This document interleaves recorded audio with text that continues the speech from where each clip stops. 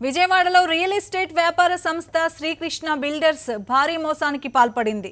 ఫ్లాట్లు ఇప్పిస్తామంటూ ఒక్కొక్కరి నుంచి లక్షల రూపాయలు వసూలు చేసిన రియల్ ఎస్టేట్ వ్యాపారి చెలసాని శ్రీకృష్ణ రాత్రికి రాత్రే పరారయ్యాడు. సుమారు 15 కోట్ల రూపాయలు దండుకున్నట్లు ఆరోపణలు వస్తున్నాయి. లక్షల రూపాయలు కట్టి నిలువునా మోసపోయిన బాధితులు విజయవాడలోని శ్రీకృష్ణ రియల్ ఎస్టేట్ ఆఫీస్ ఎదుట ఆందోళనకు దిగారు. దీనిపై మరింత సమాచారం మా కరెస్పాండెంట్ రాజా రమేష్ అందిస్తారు. విజయవాడలో రియల్ ఎస్టేట్ వ్యాపారి ఘరానా మోసం వెలుగు చూసింది.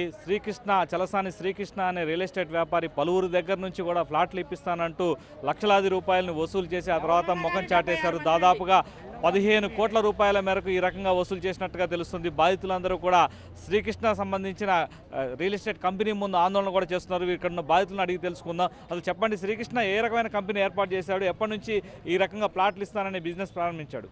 2006 నుంచి స్టార్టింగ్ అండి. ఇతను సాయికృష్ణ అసోసియేట్స్ అని ఫరం పెట్టి చిన్న చిన్న బిల్డింగ్లు మొదలెట్టి 2012లో పెద్ద వెంచర్లు స్టార్ట్ చేశాడండి. పెద్ద వెంచర్లు స్టార్ట్ చేసి ఇన్కమ్ అవసరం అయ్యి బయట ₹2 వడ్డీకి తీసుకుని దాదాపు 15 కోట్ల రూపాయలు అప్పులు చేశాడు సార్. నెల నెల ఇంట్రెస్ట్ కడతాను. నేను ఆయన దగ్గర 2 సంవత్సరాల నుంచి పనిచేస్తున్నాను సార్. 2 సంవత్సరాల నుంచి పనిచేశాను. నేను కూడా నా ఇల్లు తాగట్టు పెట్టి ట్రాన్స్ఫారం కట్టాలంటే 5 లక్షల రూపాయలు బయట వడ్డీకి తీసుకొచ్చి ఇచ్చానండి. అయ్యి ఇవ్వలేదండి. నన్ను 2 నెలల క్రితం మానిపించేసాడండి. 1 నెల రోజుల నుంచి జంప్ అయిపోయాడు సార్. అది జరిగింది. మీరు చెప్పండి, ఎంత కట్టారు, మీరు ఏమి ఇస్తా అని చెప్పాడు, ఆయన చెప్పిన ఆఫర్లు ఏంటి? ఆయన చెప్పిన ఆఫర్ అంటే ఇప్పుడు ఫ్లాట్లు కడుతున్నాము బాబాయ్, అవసరం వచ్చిందని మన బోటి వాళ్ళ దగ్గర మా చుట్టాల దగ్గర అప్పులు కావాలంటే ఇప్పించామండి.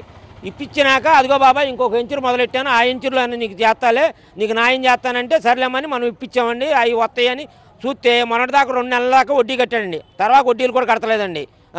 ఇంకొక ఆయన మా ఫ్రెండు ఫ్లాట్ కావాలంటే ఫ్లాట్ 45 లక్షలు కొన్నామండి. 45 లక్షలకు కొని 35 లక్షలు కట్టాడండి మా ఫ్రెండు.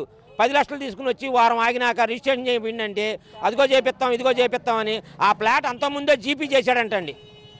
ఆ ఫ్లాట్ 90 లక్షలకి మొత్తం ఆ స్థలం 4 ఫ్లాట్లు ఏమో వచ్చినాయి అంటండి. ఆ 4 ఫ్లాట్లు వాళ్ళు జీపీ చేశాడంటండి.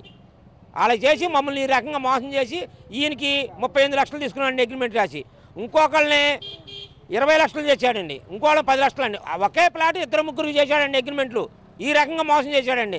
ఈ మోసాన్ని మీరు అందరూ కలిసి మమ్మల్ని న్యాయం చేయకూడదని మేము రోడ్డు పాలైపోయి రోడ్డు మీద నుంచి మాట్లాడుతున్నాం సార్. మీరు చెప్పండి, ఏ రకంగా శ్రీకృష్ణ దగ్గర నుంచి మీరు ఫ్లాట్ కొనడానికి అగ్రిమెంట్ చేసుకున్నారు? దీనికి సంబంధించి మీరు ఈ రోజున మీ పరిస్థితి ఏంటి? ఆయన ఎక్కడికి వెళ్ళాడు? మీరు ఏమైనా కాంటాక్ట్ చేయడానికి ఏమైనా ప్రయత్నం చేశారా? ప్రయత్నం చేశాను సార్. మాకు తెలిసిన దగ్గర నుంచి 10 రోజుల నుంచి 15 రోజుల నుంచి ప్రయత్నం చేస్తూనే ఉన్నామండి. ఇదిగో రోజు అదిగో రోజు అంటే చూస్తానున్నాం. ఇవాళ వరకు ఎక్కడ కనపడలేదండి, ఎక్కడ కనిపించలేదు. వాళ్ళ బంధువులు కొంతమంది తెలుసండి, అతను ఎక్కడున్నా కూడా తెలుసండి, వాళ్ళు చెప్పలేదండి. ఈ రకంగా తిరుగుతూనే ఉన్నామండి.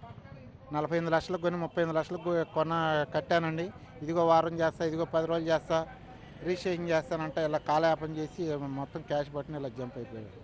అందరి దగ్గర వసూలు చేసిన మొత్తాలతోటి సుమారు 15 కోట్ల రూపాయల మేరకు ఆయన ఐపీ పెట్టడానికి కూడా సన్నాహాలు చేస్తున్నట్లుగా బాధితుల్లో కూడా అనుమానాలు వ్యక్తమవుతున్నాయి. గత కొంతకాలంగా కూడా తను కొనుగోలు చేస్తున్న భూముల్ని కానీ ఆస్తుల్ని కానీ కుటుంబ సభ్యులు అలాగే బంధువుల పేరు మీద కూడా మార్చుకుంటూ వస్తున్నాడు. అంటే క్రమంగా ముందే ఒక పక్క ప్రణాళిక ప్రకారమే ఈ రకంగా తన ఆస్తులన్నింటినీ కూడా ఇతరుల పేర్ల మీద పెట్టుకుంటూ వచ్చి చివరికి ముఖం చాటేయడం ద్వారా ఈ అప్పులన్నీ కూడా ఎగ్గొట్టే ప్రయత్నాల్లో ఆయన ఉన్నాడు అనే ఆవేదన బాధితుల్లో కూడా వ్యక్తమవుతుంది.